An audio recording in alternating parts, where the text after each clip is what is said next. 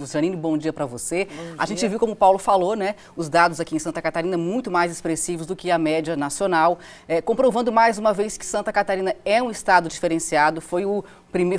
Na verdade, foi o último a entrar em recessão, o primeiro a sair dela. São dados animadores. São animadores para Santa Catarina e para o Brasil, até porque Santa Catarina já sinaliza a saída da crise e é um estado que tem por referência indicar um norte para o próprio Brasil. É interessante isso, porque nós somos um estado muito pequeno, 1%, né, de todo o global, enfim, brasileiro, mas realmente fabuloso se imaginar que alguns segmentos possam ter crescido 56%, por exemplo. 43% durante o período, no momento em que a economia estava em decréscimo. Só que o interessante perceber que essa base, que esse cálculo é feito sobre uma base muito depreciada, que foi o ano passado, a economia o desempenho foi muito ruim. O mês de março foi o pior dos últimos 14 anos também, o mês de março desse ano.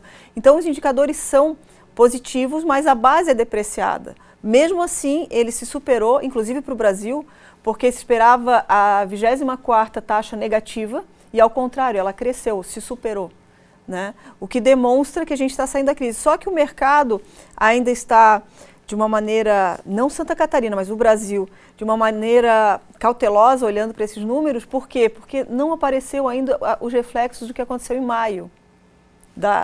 A economia praticamente paralisou durante uma semana. E, Janine, nós tivemos números bastante expressivos aí na indústria alimentícia, né, com um crescimento bastante alto, porém tivemos aqui, nós em Santa Catarina somos fortes em imóveis e tivemos uma queda bastante acentuada. Como dá para explicar essa discrepância? Na realidade, o setor que depende de crédito, que é a questão do setor de imóveis, caiu. E também o setor ligado a veículos, né? Foi outro que caiu acentuadamente, exatamente porque depende de crédito. Mas o governo já está entrando agora com uma política para disponibilizar crédito e fazer também que esses segmentos reajam diante de toda essa crise.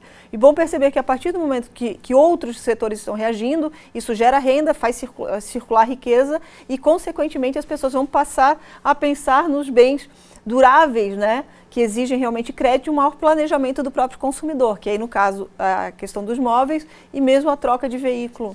Nós tivemos um bom resultado também na indústria catarinense, resultado esse comemorado inclusive pelo presidente Glauco Corte da Fiesc, né? É interessante perceber que o comércio reagiu, a indústria apresentou o melhor resultado também brasileiro, que foi 1,2%.